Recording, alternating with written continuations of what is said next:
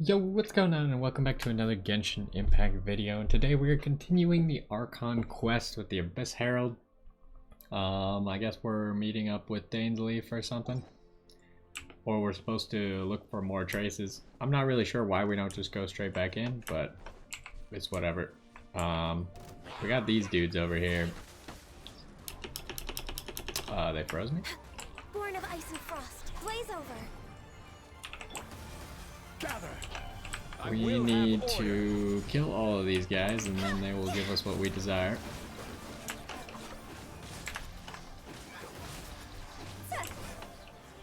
Did we win? Those abyss mages just now. Were they trying to ambush us? No. They were just digging through these abandoned ruin guards looking for something of value. Oh, is that so? The Traveler here seems to like doing that a lot too. Looking for chaos devices, chaos circuits, you know, that kind of stuff. Those are important materials. They wouldn't be searching for such ordinary objects. In fact, I was nearby investigating precisely because abyss mages often come out from that ruin to explore. They seem to be searching the remains of ruin guards for a certain valuable object to take back to the ruins. However, they look disappointed, so it would seem they haven't found it yet. Well then, why didn't you grab one of them just now and ask what they were up to? Master Diluc's done that before. I certainly don't mean to be merciful towards these monsters of the abyss, but I have a feeling that their plan with this object is of major importance to the entire Abyss Order. One cannot discover the truth behind it through interrogation. Or rather, these Abyss mages likely fear something else, much more than they do a painful interrogation. Paimon is getting goosebumps thinking about all this. All right, we shouldn't waste too much time here. Let's continue our search.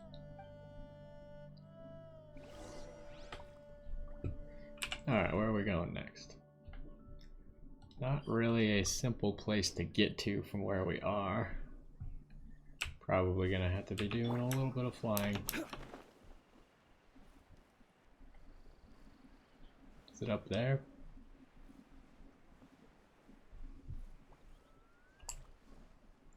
It's so weird now that we've like explored all these areas and done all the puzzles.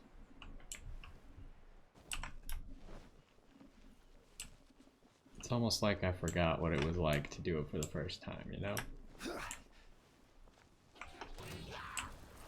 Stabilize.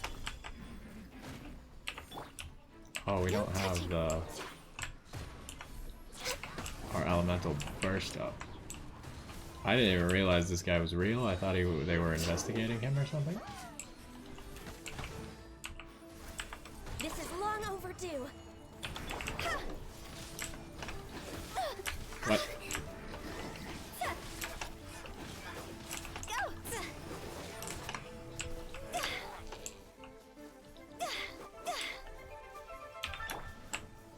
Still an archer dude over here, huh?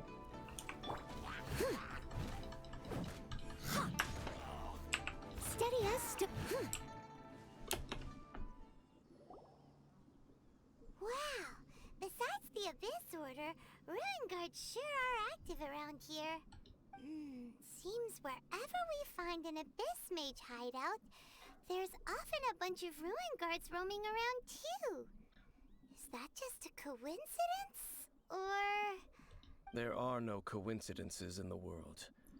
Everything is the fruit of seeds planted long ago. Just like your appearance in that tavern. Time is just waiting for those seeds to sprout. Yeah, that's exactly what he means. I only heard about you by chance. Forget it. Just some needless musings. The connection between the Abyss Order and the Ruin Guards is by no means incidental. Rather, they are both branches that have grown out and up from the same roots below. branches? Roots? What do you mean exactly? Both And our originate from an characters are just ancient plain nation stupid that was today. destroyed 500 years ago. Khaenri'ah. Huh? Conria? Really? The Abyss Order and Ruin Guards are left over from after the destruction of that nation? Oh. Speaking of Conria, that's really a super ancient name. Oh, right. As your guide, Paimon should explain a bit here. A long time ago, the nation of Conria was... Wait, do we know about Conria? Huh? Okay, I wasn't expecting You have that. memories of being there. But that nation was destroyed 500 years ago. Is that so? Well, everyone has their secrets. You did not pry into mine, so I shall not pry into yours. That seems like a pretty big But development. if you would like to tell me, I will listen. So, the Khaenri'ah you saw, what was it like?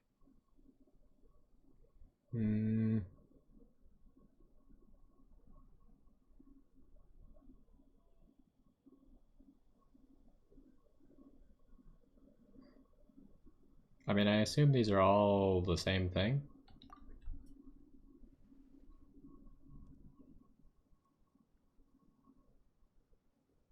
So that's the complete story, huh? Paimon thought that you ran into that unknown god first. I see. So your first memory after coming to this world was being awoken by your brother from within that meteorite. It seems your brother woke up first. But the question is, how long before you? And then your brother told you that the destruction of Khaenri'ah plunged the whole world into chaos, and that you two should leave this world called Teyvat? The destruction of Khaenri'ah? He said that?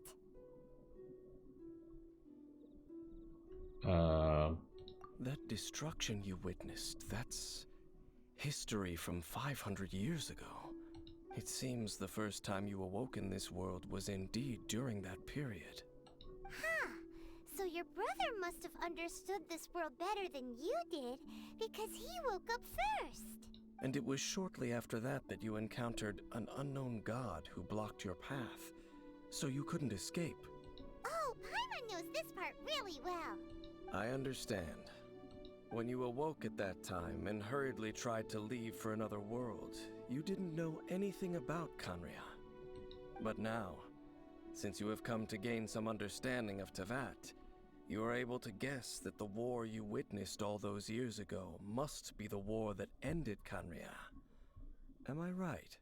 Ah, if that's the case, you must have been flipping through all sorts of books during our adventure these past few months. Before going to Mondstadt, you had just looked at some vague materials. Later, we managed to gather a whole bunch of old books from all around Mondstadt and Liyue, but you told Paimon they were useless. So, the whole time you were just trying to learn more about Khaenri'ah so you could find your brother? It's the second most promising lead.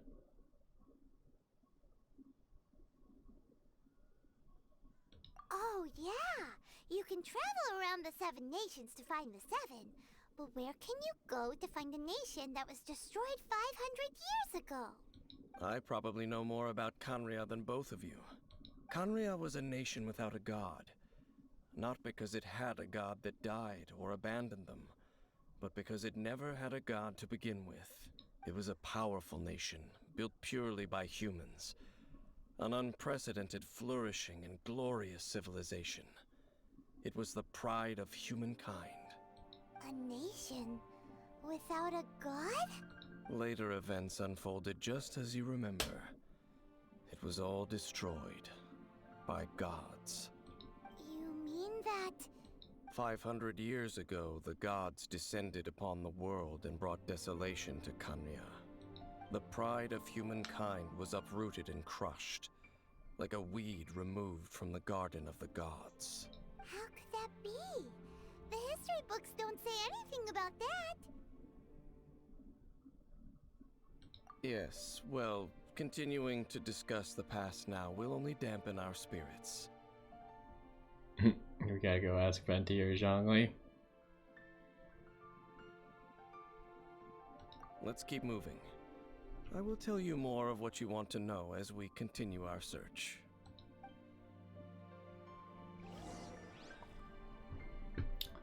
Alright, where's the next traces?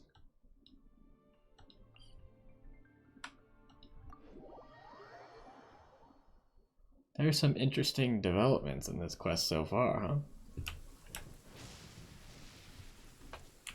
Not really what I would have expected.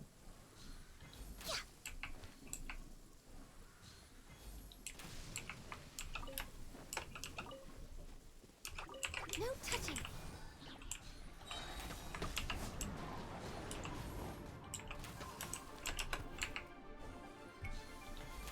I don't know why we're killing these slimes, but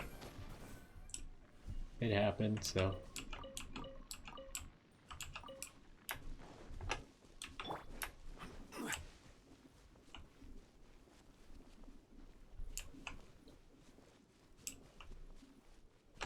It's a mini boar.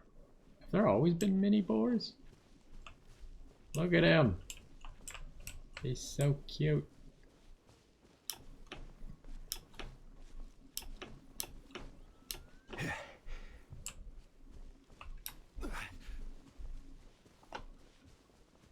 But we're not going over there.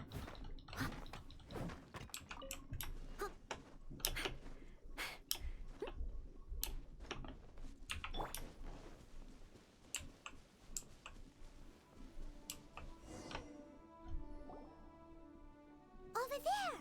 It's more ruin guards and abyss mages. Dane was just saying how these ancient machines are from Conria. So, did Conria have a lot of ruins that needed to be guarded? No. Ruin Guard is the name modern people have given these machines. No one called them that 500 years ago. These Ruin Guards were known as Field Tillers by the people of Conria. Field tillers? What a strange name.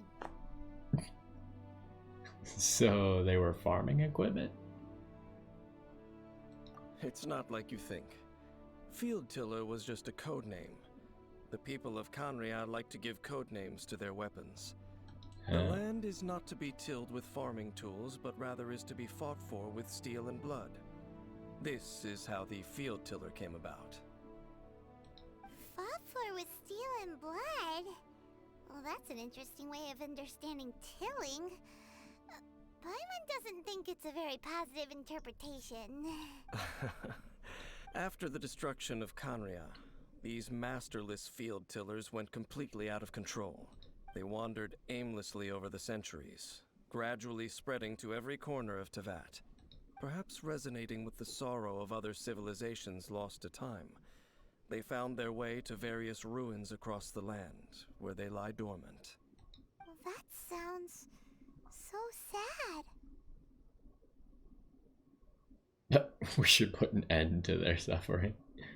Once you understand more, those details won't mean much to you.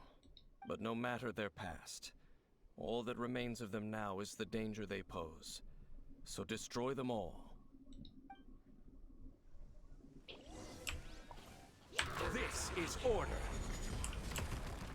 Solidify.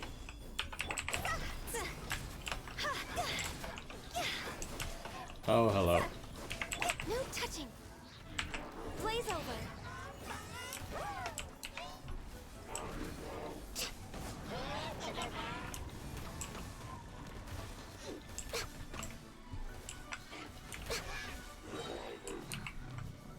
Well, that went well.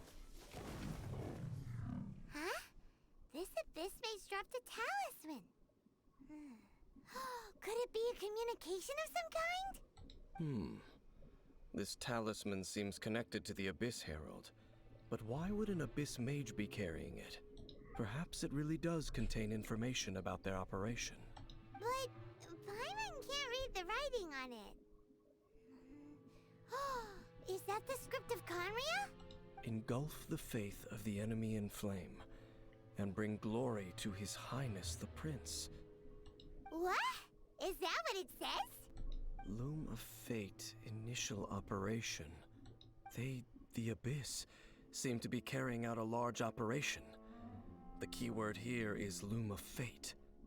It seems like they are still launching the operation, or rather, are still conducting preliminary tests. Loom of Fate? What's that? Is it literally a fate-weaving machine? Probably not.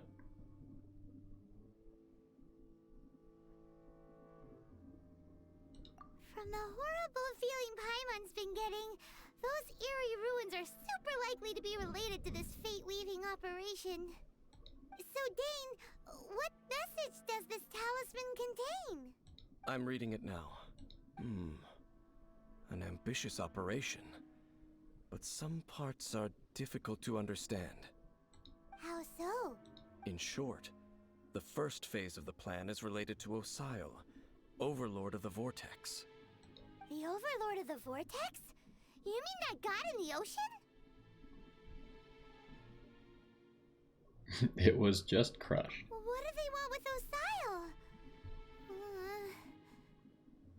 I know of your past heroics regarding Dvalin, and I also know of the Abyss Order's role in the Storm Terror incident. Though you may not have been aware of it at the time, you were thwarting an Abyss Order operation similar to this one. I thought we were aware of it at the time. Because he was controlled by like an Abyss Mage. Last time it was Venti's old friend. This time it's a huge ancient god. The Abyss Order keeps setting their sights higher and higher. Will the Abyss Order use their lies and dark magic to corrupt Osile, just as they did Dvalin? No. From the contents of the talisman, this operation goes one step further. They won't just corrupt Osile's mind. They also plan to use the ancient technology behind the field tillers to completely transform Osile's body. What would that accomplish? Is that even possible? It seems like the god would probably be stronger than if you made it into a robot god. So wait, the Abyss Order wants to make some sort of cybernetic squid god of mass destruction? Cybernetic squid god of mass destruction, of course. Very few people today truly understand the civilization of Khaenri'ah. Though of course, the accuracy of that understanding itself is difficult to judge. Only the Abyss Order has consistently sought out the remnants of Khaenri'ah. Despite being far from human, they seek out this lost human civilization quite persistently. The talisman's message states that they will use the defiled statue as a base, attaching Osile's limbs to construct a mechanized god, and the new core that shall replace the orb usually held by the Statue of the Seven is the eye of the very first field tiller.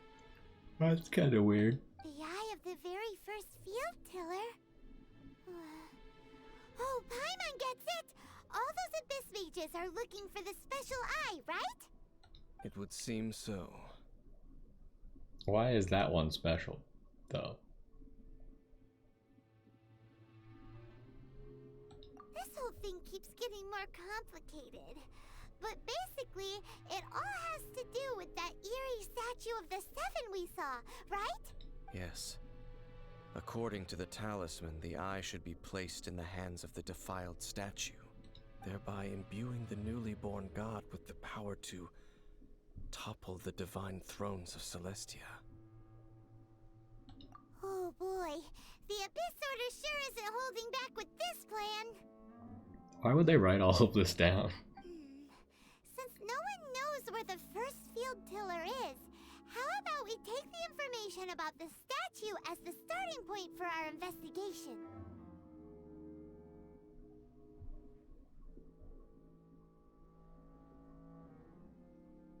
Yeah, that tone-deaf bard is too difficult to track down anyway. Let's go to the cathedral first and ask around. Maybe we'll learn something. The cathedral. Huh?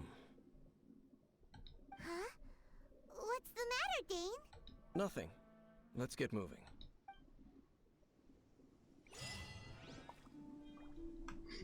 So I have a quick question that I wanted to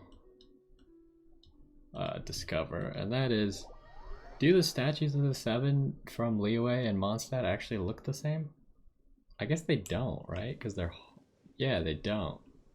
So that was an animal Archon statue. I mean, I never really, like, look at the statues very much. But...